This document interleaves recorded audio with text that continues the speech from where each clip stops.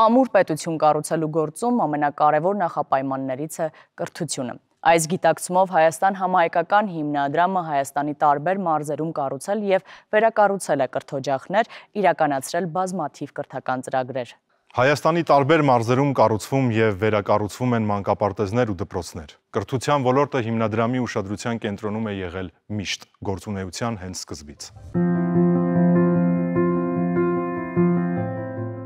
170 սան ունեցող Սևանի Վալերի Սարգսյանի անվան երաժշտական դպրոցը երկար տարիներ գտնվում է 4-րդ կարգի վթարային վիճակում։ Չնայած շենքային վատ պայմաններին, այստեղ բազմաթիվ սերունդներ են կրթվել։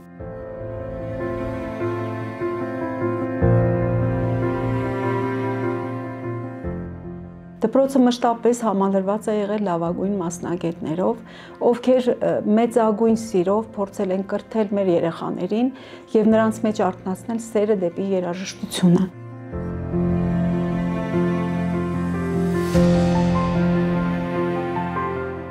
Ես սովորում եմ դաշնամուր։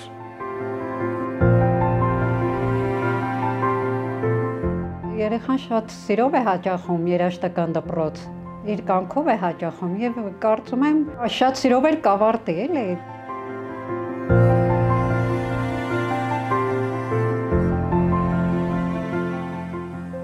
38 տարին կլրանա, որ Գոհարը դասավանդում է։ Երեխաների հետ լավ պայմաններում աշխատելու հույսը երբեք չի կորցրել։ Այսօր արդեն այն իրականություն է դառնում, շնորհիվ Հայաստան համահայկական հիմնադրամի։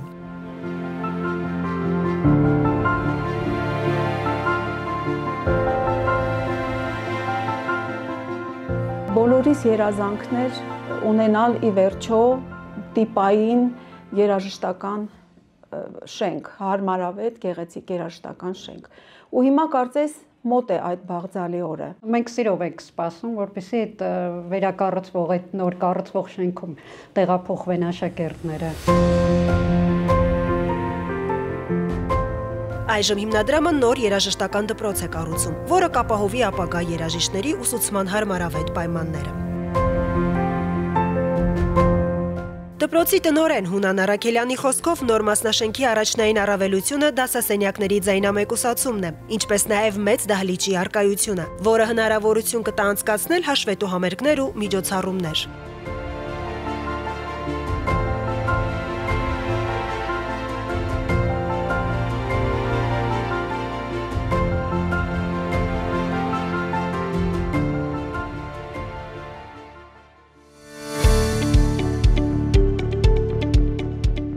Հայաստան համահայկական հիմնադրամը Արմավիրի մարզի Լեռնագոգ համայնքում կառուցում է 120 երեխայի համար նախատեսված երկհարկանի մանկապարտեզ, ժամանակակից լուծումներով ու գունային հարուստ երանգներով։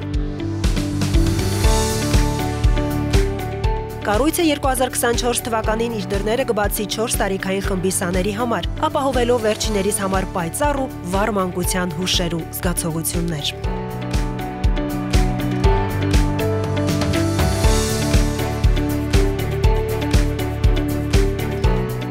Մանկապարտեզ է կառուցվում Վարդենիս համայնքում նախատեսված 50 երեխայի համար։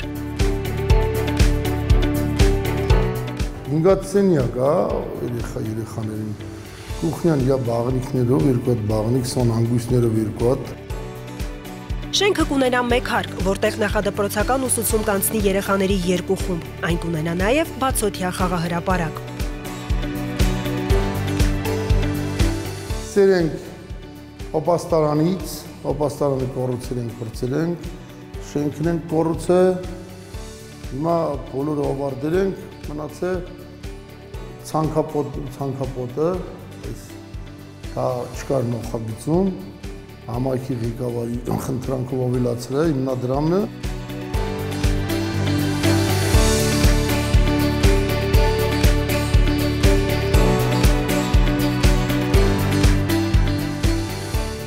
Վերիշենում գործող Հայաստան ստեղծագործական արվեստանոցի նպատակն է Վերիշեն, Ակներ, Գորիս և հարակից բնակավայրերի երեխաներին, տեղահասներին ու երիտասարդներին հասանելի դարձնել համայնքային տարածքը։ Այստեղ նրանք ստանում են ոչ ֆորմալ կրթություն, ներգրավում համայնքային ծրագրերին և ձեռք բերում քաղաքացիական ակտիվության հմտություններ։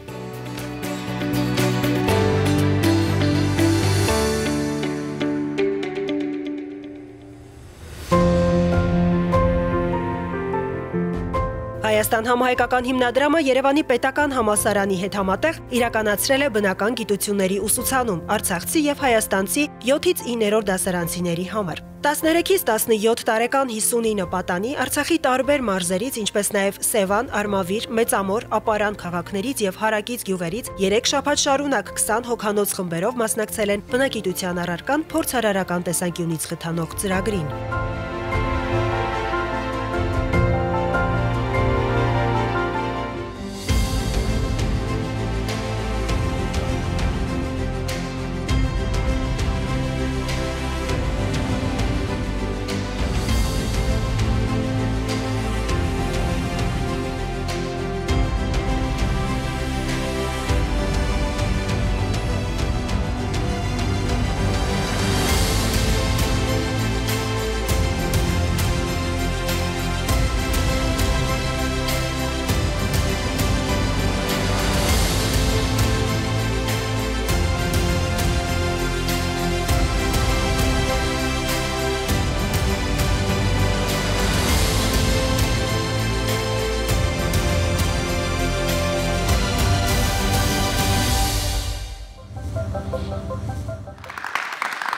Այս պահին մենք կզրուցենք Սևան քաղաքի Վալերի Սարգսյանի անվան երաժշտական դպրոցի տնօրեն Հունան Առաքելյանի հետ։ Բարև ձեզ, պարոն Առաքելյան։ Սևան քաղաքում կառուցվում է երաժշտական դպրոց հիմքից, որը կլինի ավելի լուսավոր, ընդարձակ ու ժամանակակից լուծումներով։ Ինչ պայմաններում էին սովորում նախկինում աշակերտները։ Սևան քաղաքում երաժշտական դպրոցը 70 տարվա գործունեության ընթացքում չի ունեցել տիպային շենք։ Միշտ տեղակայված է եղել տարբեր տարածքներում, գործել է տարբեր տարածքներում։ Վերջի 20 տարին եւ ավել երևի գործում է նախկին մանկապարտեզի շենքում։ Սկզբից զբաղեցնում էր 2 մասնաշենք դպրոցը, ոնց որ թե հնարավոր էր կազմակերպել դասապրոցեսների 2 մասնաշենքում, բայց 2019 թվականին, երբ որ քաղաքաշինության փորձագիտական կենտրոնի կողմից ուսումնասիրվեց դպրոցի մասնաշենքերի տեխնիկական վիճակը, պարզվեց, որ մի մասնաշենքը, առաջին մասնաշենքը 4-րդ կարգի վթարային է։ Արդեն պատկերացնում եք դպրոցի վիճակը։ Տեղափոխվեցինք 2-րդ մասնաշենք ու ավելի դժվարացավ դասապրոցեսը մեր ուսումնամ։ Պատկերացնում եք, չէ, 170 աշակերտ 2 մասնաշենքում եւ ամբողջը տեղակայել 1 մասնաշենքում։ Ուսուցման համար այդ նախատեսված տարական պայմանները մեծ դժվարությամբ էին ապահովում երեխաների համար։ Էլ չասեմ, որ չենք ունեցել դահլիճ։ Բայց այդ ընթացքում մեր աշակերտները միշտ ելույթներ ունեցել են թե մարզային, թե հանրապետական, թե միջազգային փառատոներին։ Ու գնալով արդեն դպրոցի հետագա գործունեությունը ավելի դրջանում։ Սևան համայնքի մեր ղեկավար Սարգիս Մուրադյանի Հայաստան համահայկական հիմնադրամի հետ արդյունավետ համագործակցության հետ շնորհիվ 2023 թվականին արդեն սկսվեց մեր դպրոցի փայլեց ինձ ձեր աչքերը դպրոցի շինարարությունը, միանգամից սկսեց դպրոցի կառուցումը։ Դպրոցի երկհարկանի է նկողային հարկով, որտեղ տեղակայված է ապաստարան, 23 դասասենյակներով, բոլորը ձայնամեկուսացված, շատ կարևոր հանգամանք է դպրոցների համար, երաժշտական, ունենք դահլիճ, 120 տեղանոց, կենտրոնացված ջեռուցում, օդափոխության համակարգ, մի խոսքով բոլոր անհրաժեշտ կարևոր պայմանները ներկա դրությամբ ներկա պահին տարվում են ներքին եւ արտաքին հարդարման աշխատանքներ դպրոցի, կարծում եմ, որ գարնանը արդեն դրիվ վերջնական ավարտած կլինեն։ Գիտեմ, որ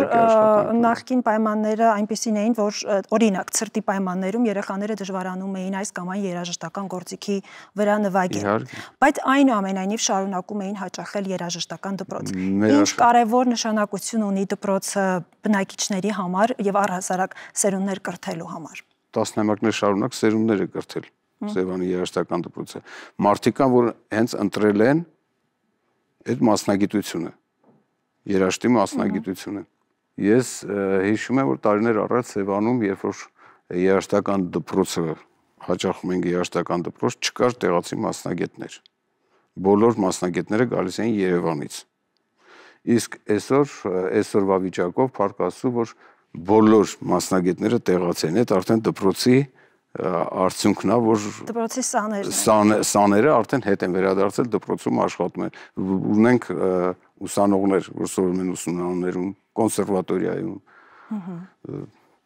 Հետո պարտադիր չի բոլորը դառնան երաժիշտ։ Դե բնականաբար գոնե կիրթ հանդիսատես։ Գոնե կիրթ, գրագետ, հանդիսատես։ Եվ թերևս վերջում շենքը շահագործման հանձնելուց հետո ինչ է կարծում աշակերտների հոսքը կավելանա։ Բնական է, որովհետև այս շենքային պայմաններով գումարած շենքային պայմաններին կարծում եմ, որ մենք կունենանք նոր կահավորված գույք դասասենյակներում, նոր գործիքներով միանշանակ, կարծում եմ, որ այդպես է լինելու։ Ու մեծ թվով երեխաներ արդեն այդ պայմաններում կհաճախեն երաժշտական դպրոց։ Շնորհակալություն, պարոն Առաքելյան։ Իսկ մենք շարունակում ենք։ Ես աջակցում եմ։ Ես կրթվում եմ։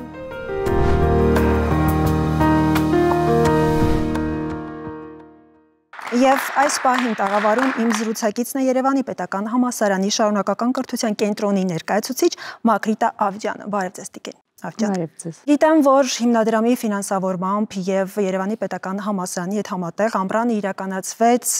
բնագիտությունը զվարճալի է տես շոշափիր փորձիր կրթական ճամբարը։ Ինչ նպատակ էր այն հետապնդում եւ ովքեր էին ճամբարի մասնակիցները։ Ճամբարի գաղափարը մենք ավելի շատ անվանում ենք դա բնագիտական աշխատարան, որովհետև հիմքը հենց այն է, որ ամառվա ընթացքում երեխաները 13-ից 16 տարեկան երեխաների մասին է խոսքը, գալիս են մինչև բյուրական հասնելը, գալիս են Երևանի պետական համալսարանի շենքում 3 շաբաթ, դա աշխատանի գաղափարն է, գալիս են բնագիտական առարկաների աշխատարանների, այսինքն ինչի աշխատարան, որովհետև դպրոցն ավարտվել է, արձակուրդները սկսվել են, ոչ մի երեխա ավեշ չունի նորից դասի գնալու, բայց այնուամենայնիվ որոշակի գիտական հանրակրթական կոմպոնենտով մենք անում ենք աշխատարան, գալիս են ֆիզիկայի, քիմիայի, կենսաբանության ամբողջ շարքի, կողքից այլ առարկաներ են լինում, գալիս են աշխատարանի, այսինքն գալիս են փորձ անելու։ Ավելի շոշափելի կրթություն ստանալու։ Այո, փորձ են անում։ Այսինքն այն երեխաները, ովքեր որ հնարավորություն չեն ունեցել դպրոցում փորձառնական առարկա անցնեն, առարկան այդ ձևով անցնեն, գալիս են մեզ մոտ եւ ոչ թե լսում են, թե ֆորմուլան ինչպիսի տեսք ունի, այլ աշխատացնում են այդ ֆորմուլան։ Կապ չունի դա քիմիան է, դա ֆիզիկան է, թե կենսաբանության առարկայի այդ շարքից տարբեր առարկաներ են։ Երբ որ դա Երևանի պետական համալսարանի շարունակական կրթության կենտրոնի պրոդուկտն է, մենք դա արել ենք երկրորդ տարին է արդեն, եւ երբ որ տեղի ունեցավ այնինչ տեղի ունեցավ 23 սեպտեմբերին, ձմռանը մենք ահագին երկար մտածում էինք, թե մենք ինչով կարող ենք օգնել Արցախից բռնի տեղահանված մեր հայրենակիցներին, մեր հնարավորությունների շրջանակներում, որովհետև մենք գիտենք մենք ինչ կարող ենք անել եւ եթե մեծ բաներ չենք կարող անել, ապա թեկուզ մեր ունեցածի մեր հնարավորությունների մեջ ինչ որ մի բան անենք եւ եկավ առաջ այդ գաղափարը, որ կարելի է այդ նույն բնագիտական աշխատարանը անել Երևանի պետական համալսարանի բյուրականի բազայում, անել ոչ թե 3 շաբաթ, շաբաթը 3 օրով, այլ խտացված, անել մի շաբաթ մի խմբի հետ, մի քիչ ընդլայնել առարկաները, ավելացնել այլ կոմպոնենտներ եւ առաջարկել 60 երեխայի համար շաբաթական 20 երեխա հաշվարկով անցկացնել այդ նույն բնագիտական աշխատարանը ճամբարի տեսքով։ Այդպես եկավ առաջ այդ գաղափարը։ Իսկ ծրագրի ավարտից հետո ինչպես կգնահատեիք այն, որքանով էր արդյունավետ։ Ուրեմն յուրաքանչյուր խմբի ճանապարհելիս դուք պիտի տեսնեիք երեխաների ոգևորվածությունը, մայրիկների, հիմնականում մայրիկների, 1-2 անգամ նաև հայրիկներ են եղել, այդ երեխաների մեծամասնության համար դա առաջի անգամ էր, որ իրենք ինչ որ միտեղ գնում էին առանց ծնողների եւ ոչ թե 1 օրով, այլ 5 օրով, 5 գիշերով կարելի է ասել։ Ու էմոցիաների ընդհանուր վիճակը, իրենց տրամադրվածության, առանց, գիտեք, սնողական իրենց պատկերացման, առանց սնողական սահմանափակումների, որը այդպես էլ այդքան էլ այդպես չէ։ Մեծացած։ Շատ էմոցիոնալ ծրագիր էր։ Միևնույն ժամանակ ես կասեի, որ մենք կրթական համակարգին շատ աջակցեցինք այս ծրագրով, որովհետև այդ երեխաների ինչ-որ մի մասը հաստատ հետագայում կդիտարկի այդ առարկաներից մեկը, որպես իր մասնագիտական առարկա, որովհետև իրենք հնարավորություն ունեցան 3 ամեն խմբի համար 3 օր անընդմեջ իրենք քիմիայի աշխատարան դաս, ասենք այսպես, հա, ծանոթանում էին քիմիային, փորձեր էին անում, այնքան բաներ իրանց համար հայտնաբերեցին, նույնը ֆիզիկայի հետ, նույնը կենսաբանության, ել չեմ խոսում, որ մենք կազմակերպեցինք նաև ամեն խումբը ուներ մի օր, երբ որ մի կեսօր, երբ որ պատմությաններ նվիրված, այսինքն մենք ունեինք մասնագետ, որը գալիս էր, նախորոք ասում ենք, պայմանավորվում էինք, որ Հայաստանի այս ժամանակաշրջանի մասին է լինելու այդ օրը։ Եվ ինքը նախորոք հանձնարարություն էր տալիս, մի 2 հարց էր տալիս, որին երեխաները այդ խումբը պատրաստվում էր այդ թեմայի մեջ։ Հետո գալիս էին այդ թեման, քննարկում էին այդ դարաշրջանը ու գնում էին դիտարժան վայր, այսինքն Արագածոտնում 3 առնվազն, իսկ քանի որ Արագածոտնը Մարգարիտ է այդ տեսանկյունից, հա, հեռու գնալու կարիք չկա, որ դու կարողանաս ինչ-որ պատմական մի վայր գտնես, որտեղ կամ հիմա արդեն պեղումներ են անում, կամ արել են, այսինքն շատ կարելի է խոսել սրա մասին, բայց ես գամ ձեր հարցի սկզբին, արդյունավետությունը բազմակողմանի էր, բազմակողմանի եւ եթե լինի հնարավորություն այս ծրագիրը կարելի է դարձնել առնվազն եւս 2 անգամ, այսինքն 2 տարի կրկնվող ծրագիր, նույն ֆորմատով, որ եւ բնագիտական աշխատարան ճամբար լինի եւ երեխաների խմբերը խառը լինեն, որովհետեւ համահայկական հիմնադրամը մի շատ հետաքրքիր պահանջ դրեց, որը որ շատ լավ արդյունք տվեց ըստիս, որ խումբը լինի խառը, այսինքն խմբում լինեն որոշակի տոկոս ներկայացված լինեն Արցախից երեխաները եւ որոշակի այլ տոկոս այդ տարածքի երեխաները։ Տիկին Ավջյան, այնքան ոգևորված ու գեղեցիկ եք ներկայացնում, որ մյուս տարի ես ինքս ցանկություն կունենամ մասնակցելու։ Շնորհակալություն։ Խնդրեմ, ձեր շնորհակալություն։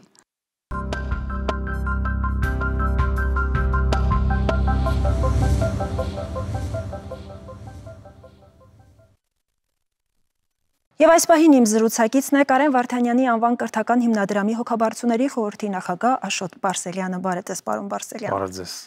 Լեռնապատ համայնքում կառուցվում է ստեղծարար, հետազոտական եւ ուսումնական կենտրոն։ Ես կխնդրեմ ներկայացնեք ինչ կենտրոն է սա, ինչ իրենից ներկայացնում։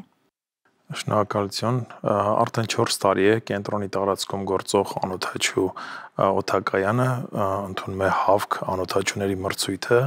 եւ կրթական ամբողջ process-ը հենց անօթաչու ռոբոտային համակարգերի շուրջ է կառուցված։ Մենք հյուրընկալելով ՀԱՎԿ մրցույթը ամեն տարի 300-ից ավել պատանիների եւ երիտասարդների հյուրընկալում ենք մեզ մոտ եւ մրցույթի ընթացքում նրանք ներկայացնում են իրենց լուծումները քաղաքացիական, աերոնկարահանման, գյուղատնտեսական եւ այլ անօթաչու ռոբոտացված համակարգերի ուղղությամբ։ Կրթական համալիրի կենտրոնը հենց շենք ունենալու խնդիրը առաջացել էր հենց առաջին օրերից, երբ որ կրթական հիմնադրամը սկսեց իր գործունեությունը, քանի որ այն տեղակայված է Լոռու մարզի Լեռնապատ համայնքում, իսկ Լոռու մարզում մենք գիտենք, որ բոլոր միջնակարգ դպրոցները եւ բոլոր առհասարակ հիմնական դպրոցները արդեն բավական երկար ժամանակ ունեն ռոբոտաշինության խմբակներ եւ մենք ունենք շատ մոտ փորձառու շրջանավարտներ։ Այդ շրջանավարտների կրթական շարունակականությունը ապահովելու համար պետք է մեկ քայլ ավելի բարձր կրթական կենտրոն ունենանք, որպեսզի այդ երեխաները արդեն շրջանավարտները այդ խմբակների կարողանան իրենց ինժեներական կրթությունը շարունակական պահեն եւ աճեն բարձրանան նոր մակարդակների։ Քանի բնակավայր է սպասարկելու, պարոն Բարսելյան։ Ասեմ, որ այն սպասարկելու է մոտավորապես 30,000 երեխայի պատանու, դպրոցահասակ եւ ամբողջ Հայաստանի հետազոտական խմբերին է կարողանալու սպասարկել անօթաչուներով զբաղվող իր տարածքը հարմար է Սպիտակ, Վանաձոր, Ստեփանավան բնակավայրերի երեխաների համար եւ շուրջ 10-ից ավելի փոքր ավելի համայնքների համար։ Մենք չենք ասում մի քիչ ավելի հեռու բնակավայրերին, իհարկե բաց է լինելու, մոտավորապես 10-15 րոպե այդ քաղաքներից հեռու է գտնվում ընդհանրապես կենտրոնական վայրում, Սպիտակ եւ Վանաձոր մայրուղու հենց կենտրոնում։ Գուցե հետագայում ընդարձակվի ավելի աշխարհագրությունը։ Իհարկե, կրթական հիմնադրամի գործունեությունը միայն չի սահմանափակվում Լեռնապատ գյուղով, մենք կրթական ծրագրեր անում ենք ամբողջ Հայաստանի տարածքում, հիմնականում լաբորատորիաները, որոնք գործելու են կենտրոնում, կարողանալու են սպասարկել ոչ միայն պատանիներին, այլ պրոֆեսիոնալ խմբերին, մենք ունենալու ենք բարձր ճշգրտությամբ հաստոցներ, եռաչափ տպիչներ եւ այլ սարքավորումներ, որոնք անհրաժեշտ են ճշգրիտ անօթաչու սարքեր, ռոբոտացված համակարգեր ստեղծելու համար։ Եղավ, շնորհակալություն, պարոն Բարսեղյան։ Շնորհակալություն։